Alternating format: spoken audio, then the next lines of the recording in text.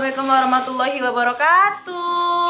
Halo teman-teman, perkenalkan nama saya Darsini, mahasiswa farmasi dari Stikes Bakti Mandala Husada Slawi. Nah, di sini saya akan menjelaskan materi toksikologi mengenai tentang analisis toksikologi forensik dan interpretasi temuan analisis.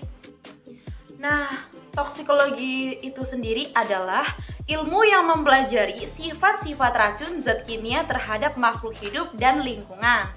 Nah, pentingnya toksikologi makin meningkat seiring dengan makin banyaknya senyawa asing yang ditemukan. Itu seperti xenobiotik yang contohnya itu seperti obat, pestisida, polusi, bahan kimia industri, dan bahan tambahan makanan. Selanjutnya, toksikologi menurut beberapa ahli. Yang pertama ada Loomis tahun 1978, yaitu mengenai toksikologi, yaitu ilmu yang mempelajari aksi berbahaya zat kimia atas sistem biologi. Yang kedua ada Dolbenbruch tahun 1986, yaitu ilmu yang mempelajari pengaruh zat kimia merugikan atas sistem biologi. Nah, selanjutnya yaitu Timbrell tahun 1989, yaitu interaksi antara zat kimia dan sistem biologi. Selanjutnya ada ruang lingkup toksikologi. Yang ruang lingkup toksikologi itu dibagi menjadi 3. Yang pertama ada toksikologi lingkungan, yang kedua ada toksikologi ekonomi, yang ketiga ada toksikologi forensik. Nah, pengertian dari toksikologi lingkungan itu sendiri adalah menguraikan pemajanan atau ekspor zat kimia pencemar lingkungan, makanan, dan air yang tidak disengaja pada jaringan biologi atau lebih khusus manusia. Nah, selanjutnya ada toksikologi ekonomi, yaitu menguraikan pengaruh berbahaya zat kimia yang sengaja diberikan pada jaringan biologi dengan maksud untuk mendapatkan pengaruh atau efek yang bermanfaat. Contohnya itu misalnya obat, zat kimia, makanan, dan pestisida. Nah, selanjutnya yaitu ada toksikologi forensik. Toksikologi forensik yaitu mengenai aspek medis dan aspek hukum atas pengaruh berbahaya zat kimia baik yang dipajankan secara sengaja atau kemudian obat dapat menimbulkan efek yang tidak diinginkan yang berkaitan dengan dosis yang diberikan. Itu ada 3. Yang pertama ada efek samping, yang kedua ada efek merugikan, yang ketiga ada efek toksik. Nah, side effect itu adalah efek yang tidak berbahaya atau merugikan. Misalnya itu mulut kering atau sedasi karena antihistamin.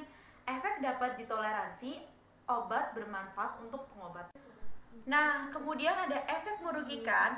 Efek merugikan adalah efek yang merugikan dan berbahaya. Misalnya diare terus-menerus, muntah, gangguan sistem saraf pusat yang menyebabkan bingung, kerusakan organ karena konsumsi obat dalam jangka panjang.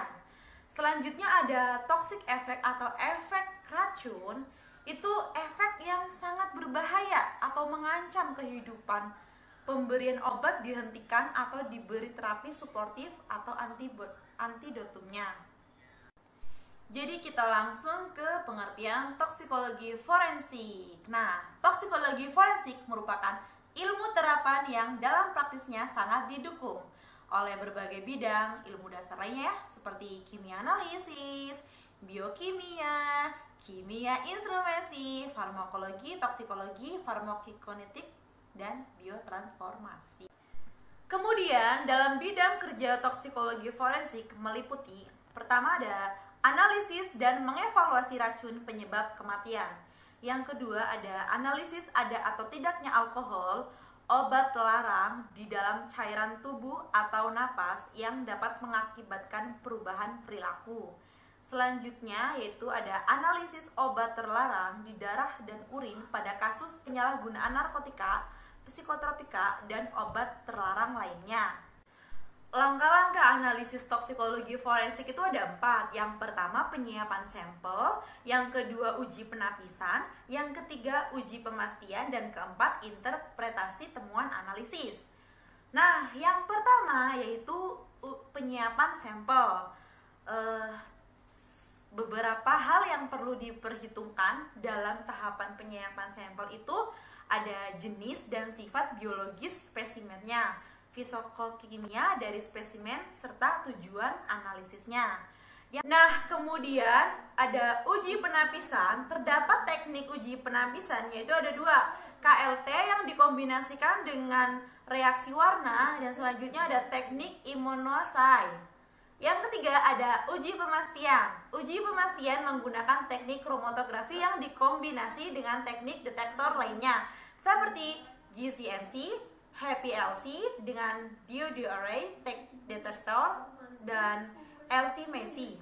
Dan yang keempat ada interpretasi temuan analisis. Nah, seorang toksikologi forensik berkewajiban menerjemahkan temuan tersebut berdasarkan kepekarannya di dalam suatu kalimat atau laporan. Nah, langsung saja ke contoh kasusnya ya teman-teman. Di sini berdasarkan berita acara pemeriksaan dari penyidik dilaporkan telah ditemukan mayat di kamar mandi sebuah kafe. Tertancap jarum suntik. Hasil otopsi melaporkan terdapat baik bekas suntikan yang masih baru maupun yang sudah menua di lengan kanan dan kiri, telapak tangan, dan kaki. Nah, terdapat udema paru-paru dan bau aromatis dari organ tubuh seperti saluran cerna. Nah, dokter spesialis forensik menyimpulkan kematian diduga diakibatkan oleh keracunan obat-obatan. Nah, untuk hasilnya kalian bisa lihat sendiri ya teman-teman di atas. Nah, jadi kesimpulannya, di darah dan di urin terdapat morfin dan kodein baik dalam bentuk bebas maupun terikat dengan glukuronidanya. Namun, di urin terdeteksi juga 6 asetil morfin. Heroin di dalam tubuh dalam waktu yang sangat singkat akan termetabolisme menjadi 6 asetil morfin dan kemudian membentuk morfin. Selanjutnya di dalam tubuh diazepam akan dimetabolisme melalui endemetilase membentuk desmetildiazepam atau nordazepam, dan kemudian akan terhidrolisis membentuk oxazepam. Sebagian kecil akan termetabolisme membentuk temazepam. Nah, sehingga dari temuan analisis dapat disimpulkan korban juga telah mengkonsumsi diazepam. Terima kasih teman-teman sudah menonton. Jangan lupa like, subscribe, and comment. Dadah!